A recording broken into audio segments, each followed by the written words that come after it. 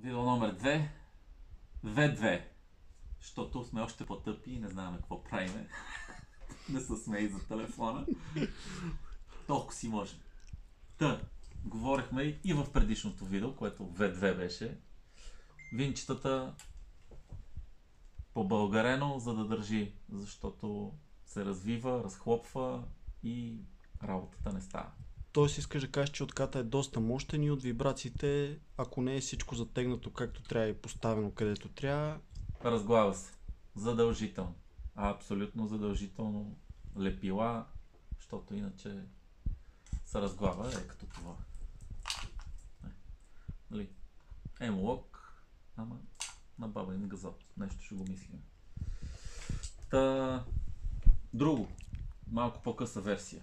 Нещо, което е много хубаво. В GBB-тата. Чупиш на две ресивъра, вадиш затвора. Взимаш едно 600 грамче, в смисъл направен е емпас. Емпас, по-българен е емпас.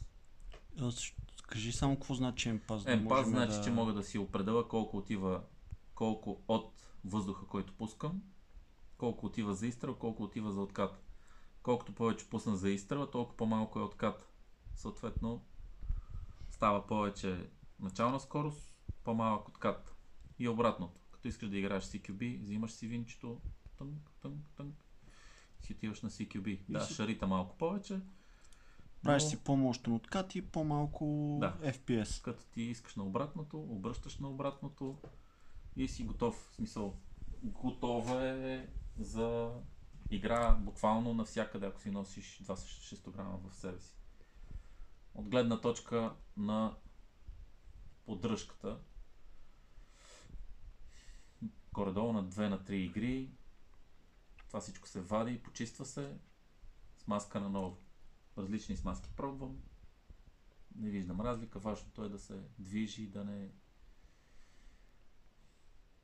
не се дере най-вече. Тоест с най-обикновена силиконова смазка, която ползваме, не би трябвало да има никакъв проблем, да? Нямам представа, това е даже, вече слагам каквото имам. И... Тоест не е капризно от към смазки? Не, от към смазки не е капризно. Другото нещо играе максимум на 1,5 джаула. Мисъл, GBB-то, както и всичките въздушни, джаул крип ефект, колко по-тежки топчета, толкова по-силна става. Боли повече, ако е направа на 1,7, ще стане много. Лично за мен е повече от 1,5. Въздухарките не е нужно. Достатъчно е, правиш си разстоянието, правиш си групираността. Абсолютно. Дано повечето хора те послушат, защото Кой както иска. както знаем, всеки си има желание, всеки някои си има цел. наши познати предпочитат да боли повече. Не мога да коментирам. Хубаво нещо, скъпо, бутилката, карбонова, литър 1, филка, хубава, лека, балистик регулатор, ефтин, 60 неколко 70 евро е. От 2 години стои ето така. Регулатора не се сваля. От бутилката, работна налягане около 150 PSI. В смисъл, за да работи правилно, имаш 150 PSI. Пушката й трябва определено количество въздух, за да работи. Не е колкото повече въртнеш кранчето, толкова по-силна да стане. Тя има определена сила, мисъл, за да работи правилно цикъла на изстрела, и е нужна определена сила. Дали ще пуснеш повече въздух или по-малко, той си излиза откъдето трябва, не отива към изстрела.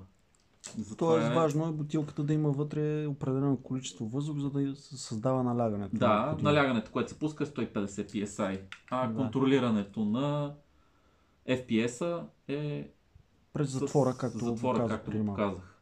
Това е нещо, което специално спрямо AEG-то, уникално много повече харесвам. Поддръжката ми е след игра, буквално, ако се заиграя да си чегъртам и такова, в най-лошия случай ми е 30-40 минути. Иначе буквално 10-15 минути ми е основната поддръжка. Смазване на спусъците след всяка игра, буквално след всяка игра. затворя чистене и смазване на всеки 3 игри. На мен ми прави кеф да си играя и да си чистя и да си правя такива неща. И друго вече, какво да кажа, кой какво ми кеф. Тръбите са MILSPEC, ресиверите, резбата е тук MILSPEC, съответно AEG ложи не става, тук е малко по-специфично, малко по-скъпи са ложите, ама кеф цена няма.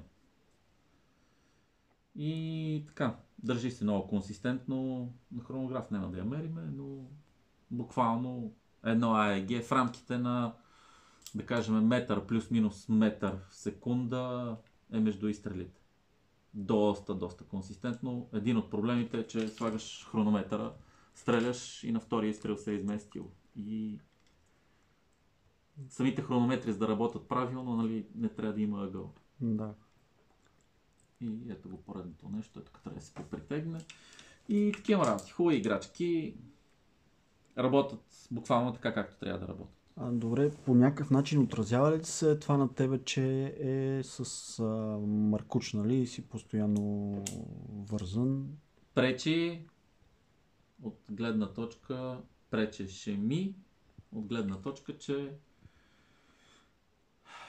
маркуча преди го пускаха и от тук.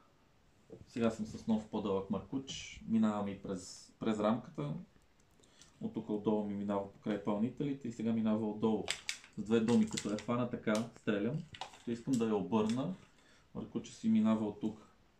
Проблем е, че не го правя, просто ще ползвам този ремът, където преди малко го махнах.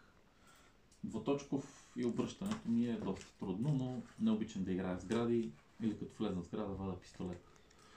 Тоест, искаш да кажеш, че всичко е въпрос. Маркуча вече, когато е по-дълъг, това е може би 1.10, вече не помня. Като е по-дълъг маркуча, минава си през рамката отдолу, обръщането, нали, лява-дясна ръка вече не е проблем. Преди ми беше проблем, защото като от тук ми минаваш маркуча, за да обърна е тук през цялата екипировка и беше много гадно. Тоест всичко е въпрос на настройка и на... Гледам хората по-умни от мене, кой как прави, как си е решил проблемите, пробвам, става. Като не става, гледам следващия, пробвам следващото нещо. Добре, малко да поговорим за цени, ако е удачно. Цени не. Като някой има интерес, ще пита. Ще му разкажа какво е, що е цени, не. Който има интерес, или ще пише, или ще звънне там. И така. Добре, окей. Това е. Ако има нещо, да няма нищо. Мерси много, че ни разказа за тези много интересни проекти. Аз за моя радост съм имал удоволствието да пострелям и с двете пушки. Друго си е, като има откат, удоволствието е несравнимо. Чао, весело посрещане на новата година и ще се видим на пролет. Чао.